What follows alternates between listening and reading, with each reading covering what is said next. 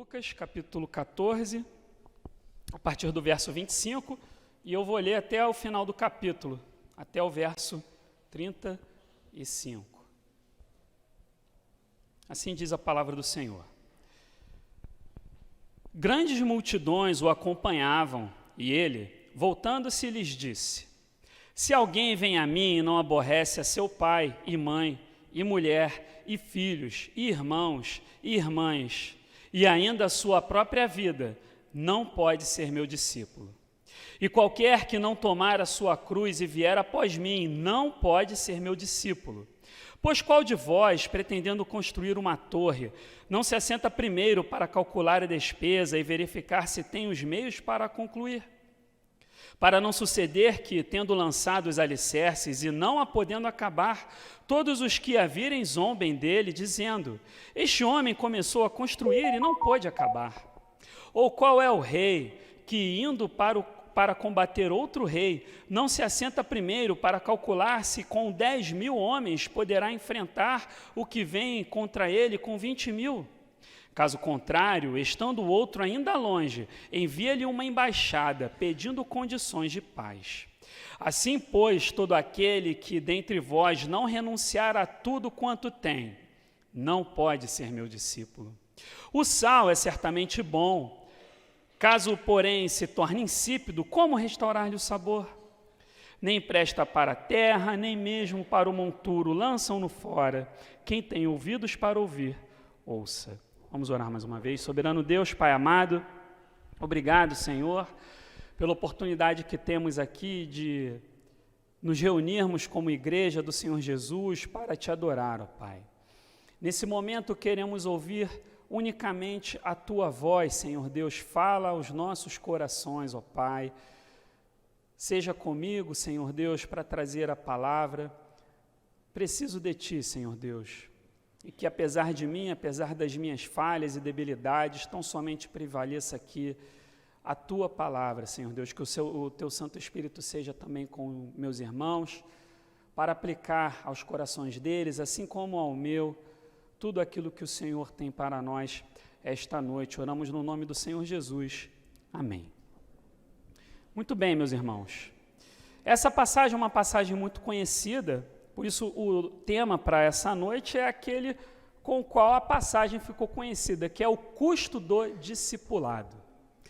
E aí você deve estar pensando, pois é, mas é aniversário do reverendo Rodrigo, achei que ele ia fazer uma pregação aqui para o Rodrigo, especial, de aniversário, mas o Rodrigo conhece bem o amigo dele, sabe que não é bem o meu estilo. Então, é uma palavra que se aplica a ele, assim como todos nós. Porque antes de ser pastor, o Rodrigo também é o quê? Discípulo. Todos nós somos discípulos. Rodrigo, como pastor, é um discipulador, ele precisa discipular, ele precisa pastorear, mas antes disso, ele também é um discípulo, ele também é um seguidor do Senhor Jesus Cristo. E essa passagem que nós acabamos de ler é uma passagem para todos aqueles que são seguidores do Senhor Jesus. Se os irmãos atentarem ao texto, no verso 25, nós lemos que grandes multidões seguiam ao Senhor Jesus. De fato, a essa altura do seu ministério, a sua fama já havia corrido por toda a região da Palestina. E muitos o seguiam por causa dos seus milagres, nós temos o registro disso nas Escrituras. Outros também o seguiam por causa da sua doutrina, porque era diferente, ele falava com autoridade, e as pessoas se maravilhavam com a sua doutrina, mas Jesus não estava interessado em seguidores descompromissados com ele e com o reino de Deus. Por isso ele foi honesto com a sua mensagem. Como ser mais honesto? Como nessa passagem que nós acabamos de ler, uma passagem difícil de entender por causa da dureza das palavras do Senhor Jesus. Mas são palavras sinceras e honestas, daquele que não está preocupado com popularidade, mas sim com fidelidade incondicional ao reino de Deus. Jesus não queria meros espectadores, mas recrutas para a causa do Evangelho. Provavelmente, após essas palavras aqui, muitos até deixaram de segui-lo, porque foram expostos ao custo do discipulado. E o custo é esse. Não fica assustado não com a palavra que eu vou usar, tá? Minha esposa sempre pede para eu não usar essa palavra, mas eu não resisto e uso. Mas eu vou explicar. Então não se assusta não. É o que tá, é fiel ao texto, tá?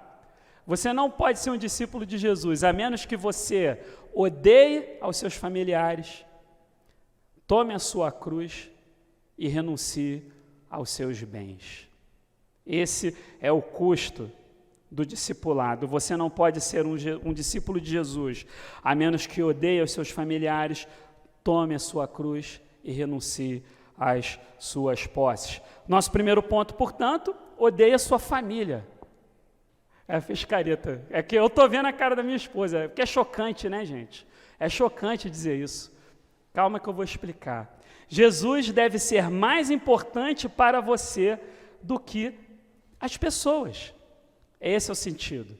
Jesus deve ser mais importante para você do que qualquer pessoa, inclusive você mesmo. Verso 26, se alguém vem a mim e não aborrece. Aborrece significa, se fosse uma tradução literal, odiar. Se alguém vem a mim e não aborrece a seu pai e mãe e mulher e filhos, irmãos e irmãs e ainda a sua própria vida, não pode ser meu discípulo. Talvez na sua Bíblia tenha uma notinha de rodapé, dizendo que o sentido é ama menos. Esse é o sentido aqui no texto e eu vou explicar isso para vocês. Vamos entender primeiro o seguinte: não há contradição no ensinamento de Jesus. Como é que pode? Jesus está falando aborrece aos familiares, mas Jesus lá atrás disse que nós devemos amar ao próximo, certo? Como a nós mesmos. Depois ele falou, amar ao próximo como eu vos amei. Jesus manda honrar pai e mãe, lá em Mateus 5. Mas não há contradição porque aborrece aqui tem esse sentido de amar menos.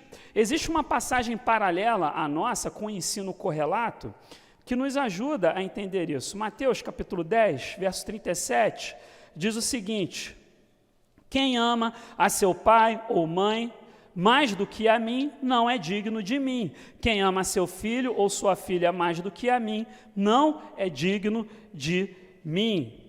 A ideia do texto é a seguinte: em comparação, se você precisar comparar o amor que você tem pelas pessoas que você mais ama, Jesus usa o exemplo daquelas pessoas que normalmente, comumente nós mais amamos, nossos familiares. Essas pessoas que você mais ama, que você tem maior amor por elas, esse amor que você tem por essas pessoas, comparado ao amor que você deve ter pelo Senhor Jesus, tamanha é a distância do amor pelo Senhor Jesus, pelo amor que você tem por essas pessoas, que parece até ódio. Essa é a ideia do texto. Você ama o Senhor Jesus tanto, tanto, tanto, que se comparar com quem você mais ama nesse mundo, parece que é ódio. Esse deve ser o amor do discípulo pelo seu mestre. E existem situações em que o discípulo precisa escolher entre aquelas pessoas que ele mais ama e o Senhor Jesus. Isso, às vezes, é distante do nosso contexto aqui no Brasil do século XXI. Talvez há 100, 150 anos atrás fosse mais comum alguém se converter à fé protestante e ser rejeitado pela família católica. Mas hoje, irmãos nossos ao redor do mundo, quando abraçam a fé cristã, sofrem, porque às vezes são expostas de tal maneira ao seguir o Senhor Jesus que precisam escolher entre os seus familiares e a Cristo. Por exemplo, ontem mesmo eu ouvi uma história de um missionário no Oriente Médio. Isso é comum quando há conversões no Oriente Médio, um rapaz se converteu, o missionário estava lá pregando e tal, um jovem se converteu, e ele foi uma transformação total, plena, como sempre acontece numa conversão verdadeira e sincera. E aquele rapaz ficou tão feliz, ele não conseguiu se conter, ele precisava pregar, ele precisava anunciar, ele pediu ao missionário um monte de Bíblia, ele falou, vou levar essas Bíblias todas para minha casa, porque eu tenho certeza que quando eu chegar lá, todo mundo vai se converter também e tal. Infelizmente não era o plano de Deus naquele momento ainda. Ele chegou em casa com um monte de Bíblia, pregou para sua família, e o que ele recebeu em troca? Foi rejeitado. Seus familiares disseram, seu pai disse, olha rapaz, você tem até amanhã para tacar fogo nisso tudo e voltar a adorar Alá, certo? Senão, acabou, você não é mais meu filho. Aquele rapaz precisou escolher.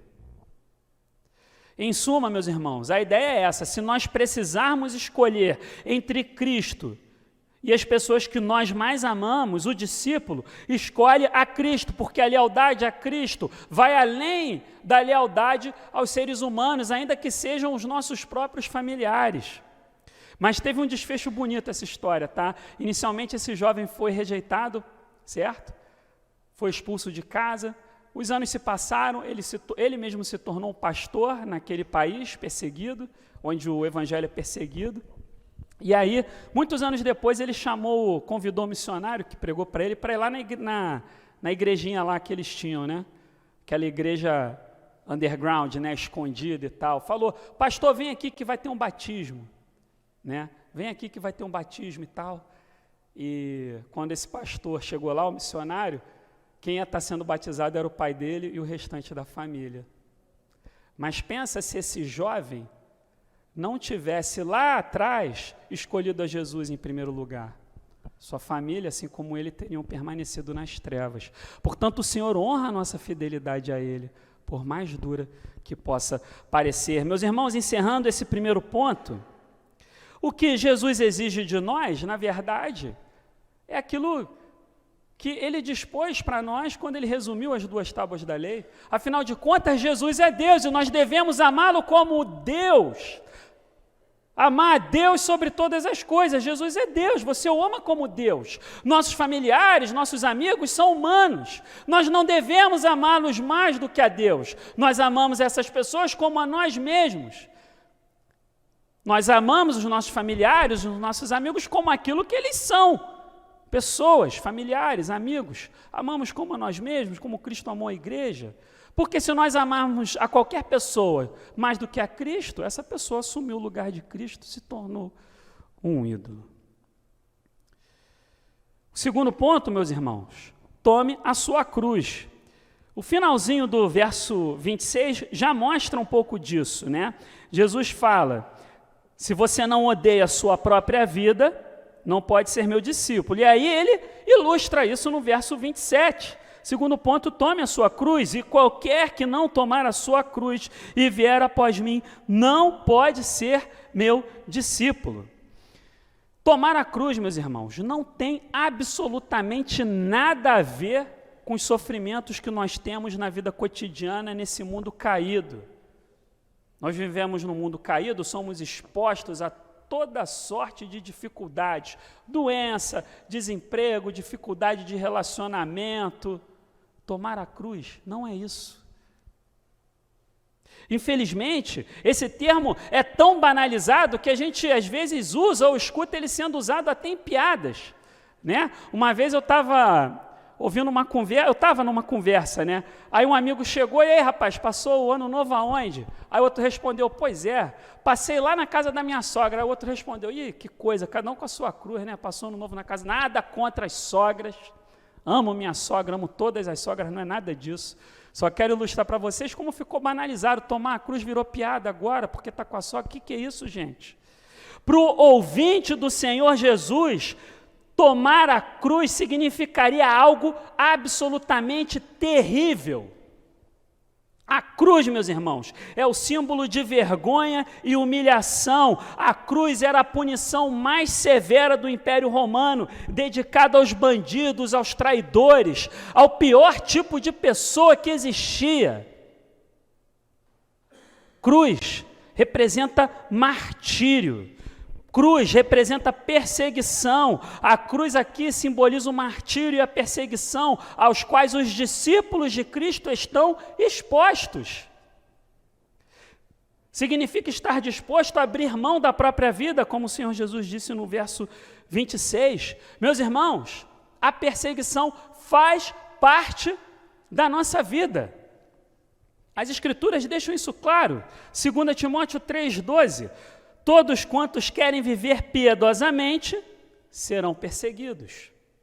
O Senhor Jesus, quando ora pelos discípulos, lá em João 17, diz que eles receberiam o ódio do mundo. João 17,14. Em Filipenses 1,29, nós lemos que a nós foi concedida, não somente que a nós foi concedida a graça de padecermos por Cristo, e não somente de crermos nele. A perseguição é uma realidade da vida cristã, meus irmãos. E Jesus chama aqueles que querem ser seus discípulos a calcularem esse custo. Se preciso for, estaríamos dispostos a chegar à última consequência relativamente aos nossos relacionamentos e naquilo que diz respeito à nossa própria vida? Meus irmãos, até hoje, pessoas que abraçam a fé cristã sofrem perseguição severa. Eu tenho aqui alguns registros de uns meses atrás do site Portas Abertas, que é para apoio à igreja perseguida. Vou ler as notícias para vocês, tá? 3 notícias. Número 1. Grupo armado ateia fogo em casas em Moçambique. Foram incendiadas 15 casas em uma aldeia. 15 casas de famílias cristãs. Número 2. Pastor é decapitado em Moçambique. Grupo radical islâmico ordenou que a esposa carregasse a cabeça do marido pela aldeia. É duro, não é? Número 3. Cristão tem casa incendiada no Vietnã. Família sofreu retaliação após se recusar a negar a Jesus. Carregar a cruz, meus irmãos, é estar disposto a assumir o ônus da perseguição. E para nós, Rafael, ninguém aqui vai decapitar o Rodrigo, né? Ou tacar fogo na casa de ninguém. Mas a perseguição acontece, meus irmãos. Às vezes é chacota na escola ou na universidade, é você ser preterido no trabalho, perder talvez uma promoção por causa da sua fé. É o seu vizinho que fica implicando com você, fica brigando. O outro vizinho toca funk, pagode, bota música alta, ninguém reclama, ninguém faz nada. Aí você faz uma reunião de oração, canta um louvor, o interfone começa a tocar, reclamam do barulho, fala que está fazendo barulho, está incomodando. Não sei. Alguma perseguição tem. Por quê? A gente leu os textos, né? Se não há perseguição de nenhuma espécie nas nossas vidas, ou as pessoas à nossa volta não sabem que nós somos crentes, então a gente não está pregando, não está testemunhando, ou talvez nós não sejamos de fato, porque faz parte. Portanto, meus irmãos, tomar a cruz tem um primeiro sentido bem evidente, que é esse, da perseguição, que é inseparável da nossa condição de discípulos. Se pergunte, eu sofro perseguição? Se não, você tem que se questionar. Se sim, peça força ao Senhor para permanecer fiel. Mas tem um segundo sentido muito interessante de tomar a cruz. Normalmente é negligenciado. Pense, por que Jesus precisou tomar a cruz? Foi um ato de amor sacrificial, um ato abnegado, abrindo mão dele próprio, da sua própria vida, em favor do próximo. Portanto, quando Jesus fala para os discípulos tomarem a sua cruz, além de estarem prontos a ir até a última consequência de segui-lo, isso tem também a ver com o chamado ao serviço abnegado, que Cristo também realizou. Ele suportou uma vida inteira de sofrimento e a própria cruz para nos salvar. Assim somos chamados a imitá-lo através da prática do amor sacrificial. Tomar a cruz tem a ver com isso. É a prática do amor sacrificial. imitando aquilo que Jesus fez, ainda que não entregando a própria vida, é abrir mão do descanso para visitar um enfermo, deixar de adquirir um bem para auxiliar um irmão em necessidade, abrir mão do conforto e privacidade para praticar a hospitalidade. Sacrifício também tem a ver com tomar a cruz. E aí o Senhor Jesus ilustra, até aqui ele deu 2 aspectos do custo do discipulado, e ele ilustra a sua mensagem com 2 parábolas, bem breves, a da torre e da guerra. Está aí a partir do verso 28 até o verso 32. Na ilustração da torre, Jesus chama os seus discípulos a calcularem o custo, reflitam. Eu quero que vocês pensem, eu não quero seguidores descompromissados, que venham cegamente. Eu não estou aqui oferecendo para vocês nada com aquele slogan, seus problemas acabaram. Muito pelo contrário, pode custar sua família, pode custar sua própria vida, como a gente ainda vai ver, pode custar seus bens. O problema maior do ser humano acaba, seu relacionamento com Deus.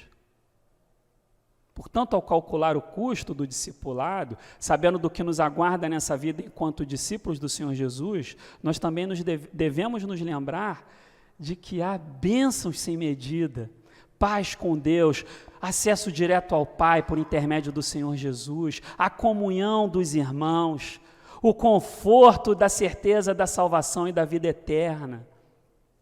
Mas nessa vida aqui, Jesus não está vendendo prosperidade, que você vai tomar posse, vai determinar, vai fazer, vai acontecer, não. Você pode ser muito abençoado, ter uma vida tranquila, mas pode haver circunstâncias ali, olha só, você vai ter que tomar uma decisão. E a segunda ilustração de Jesus deixa claro, meus irmãos, que o custo do não discipulado é muito mais duro do que o custo do discipulado. As 2 parábolas da torre e da guerra são parecidas, mas não são idênticas. No caso do construtor, cabe a ele a decisão de construir ou não a torre. Ao deixar de calcular os custos para aquela construção, o máximo que aconteceria a ele seria sofrer a zombaria dos vizinhos. Mas no caso do rei, a segunda ilustração do Senhor Jesus, que está lá no verso 31, o outro rei vem contra ele. É uma situação inescapável. Ele só tem 2 opções, a guerra ou a diplomacia. De qualquer jeito, é uma situação da qual ele não pode escapar, ele precisa lidar com o rei invasor. Aquele rei vem contra ele, está lá no verso 31. O seu exército é muito inferior, ele não teria chances no campo de batalha, o resultado seria derrota, muitas mortes. Portanto, a melhor opção é a rendição. Por que rendição? Enviar uma delegação de paz aos nossos ouvidos talvez signifique negociar, né? Toma lá da cá, vamos negociar aqui. Mas para o ouvinte do Senhor Jesus, enviar aqui uma delegação de paz significa rendição incondicional. Portanto, as opções são destruição ou rendição. Nessa parábola, somos indagados se temos condições de pagar o preço, de recusar o chamado do Senhor Jesus. Esse é o custo do não discipulado, porque um dia todos estarão diante do grande rei. Ele vem. E o custo do não discipulado é muito mais severo que o custo do discipulado. O custo do não discipulado é viver uma vida sem sentido e a eternidade no inferno.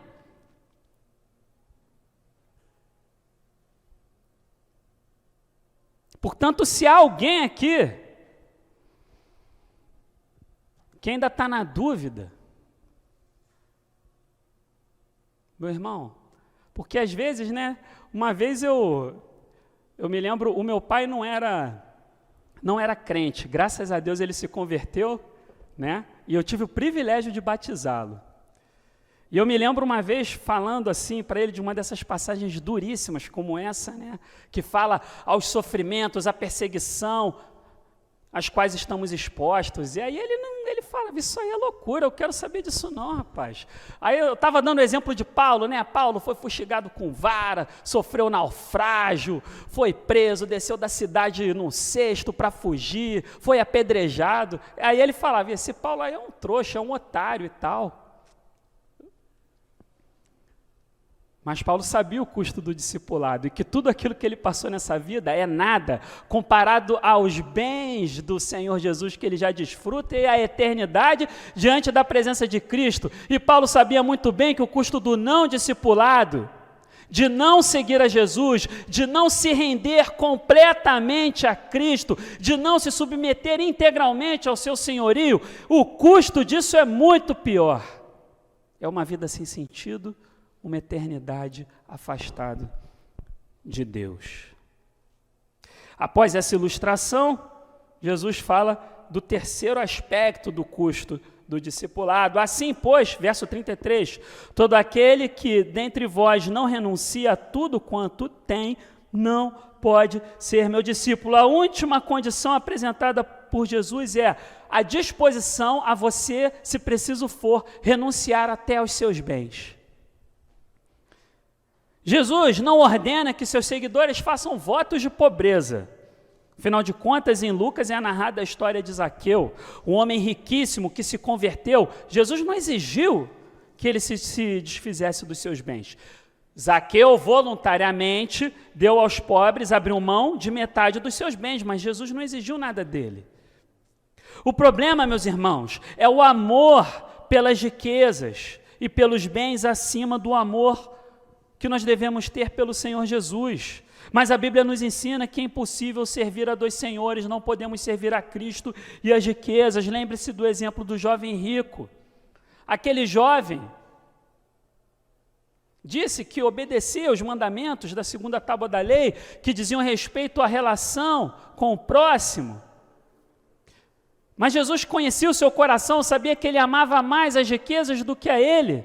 E aí fala, então vende tudo que você tem e me segue. Ele não conseguiu, porque ele amava mais as riquezas. Paulo escreve a Timóteo dizendo, o amor do dinheiro é a raiz de todos os tipos de males. Cristo, meus irmãos, deve ser mais importante do que bens. Se for preciso abrir mão de qualquer coisa por causa dele, nós precisamos estar dispostos a fazer isso.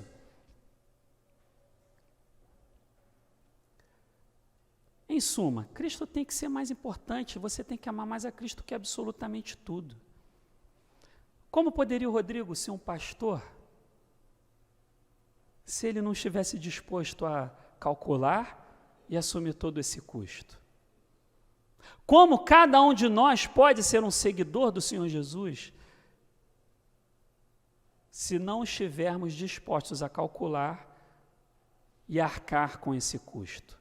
De fato, não podemos. Jesus é taxativo, não pode ser meu discípulo.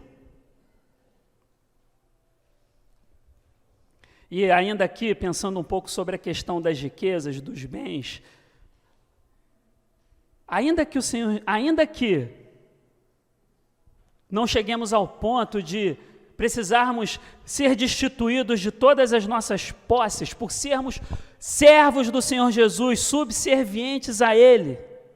Todas as nossas posses devem, de fato, ser empregadas, devem estar à disposição do reino de Deus, a serviço do reino de Deus. Renunciar aos nossos bens não é só... Não, então tá, se eu precisar abrir mão, eu abro. Mas enquanto isso, eu deixo lá rendendo, fico tranquilo e tal. Enquanto isso, os irmãos aí passando necessidade, os irmãos no campo missionário passando necessidade. Não, meus irmãos, renunciar aos nossos bens significa aplicá-los à causa de Cristo, fazer parcerias missionárias, ser dizimista, ofertar para iniciativas evangelísticas. Afinal de contas, somos mordomos de absolutamente tudo que nós temos, mordomos do Senhor Jesus.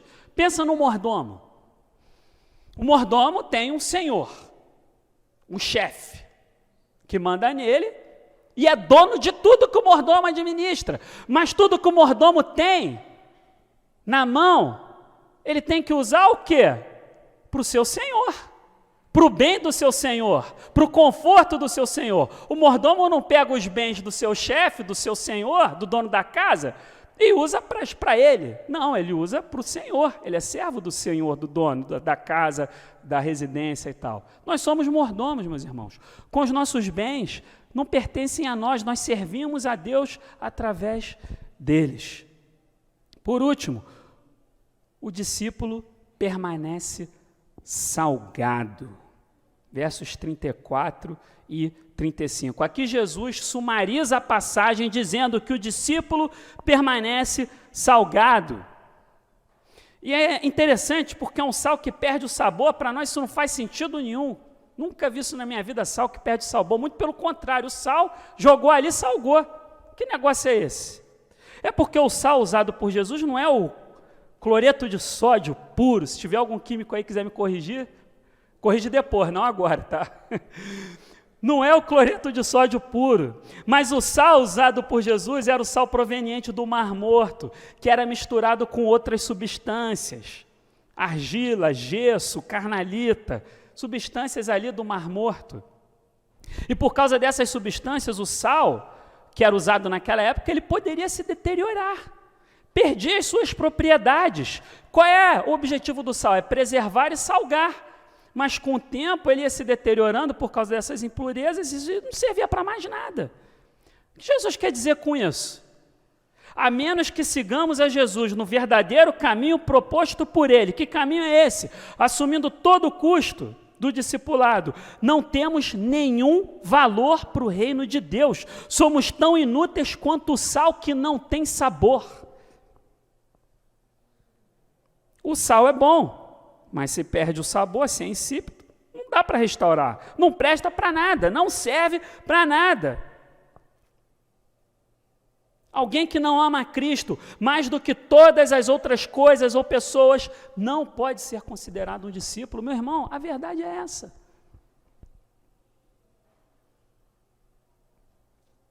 Por isso, seja salgado. Viva uma vida de discipulado cristão útil, deixe o seu amor por Jesus crescer cada vez mais forte, superando todos os seus afetos. Assuma a cruz que lhe é proposta, renunciando a tudo que pode se colocar entre você e o Senhor Jesus. E você só vai conseguir fazer isso se alimentando da palavra, conhecendo a Cristo numa vida de oração, de devoção, cultuando a Cristo em comunidade, participando dos sacramentos. A sua fé vai ser alimentada através dos meios de graça. Cada vez mais você vai amar o Senhor Jesus. E nada pode se colocar entre o discípulo e o Senhor Jesus Cristo. Se pergunte agora, meu irmão, o que significa para mim calcular o custo? Arriscar absolutamente tudo por Jesus? Existe alguma coisa na sua vida que talvez você ame mais do que a Cristo?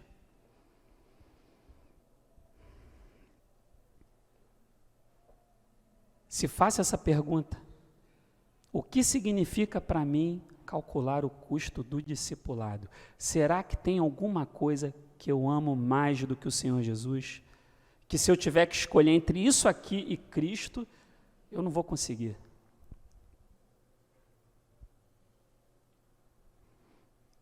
Pode ser seus filhos, seus pais, o dinheiro, conforto, casa, carro, trabalho. Pode ser qualquer coisa. Mas nessa passagem, através desses 3 exemplos, Jesus deixa claro que nós não devemos amar nada mais do que a Cristo. E nós temos o conforto, meus irmãos, de saber que mesmo se nós falharmos, há esperança para nós. Discípulos verdadeiros se farão essa pergunta, obedecerão, pedirão ajuda naquilo que parece difícil demais, mas nós sabemos que mesmo se nós falharmos, o Senhor é rico em misericórdia. Há mais misericórdia em Cristo do que há pecado em nós, dizia um puritano chamado Richard Sibbes. Por que eu estou dizendo isso aqui?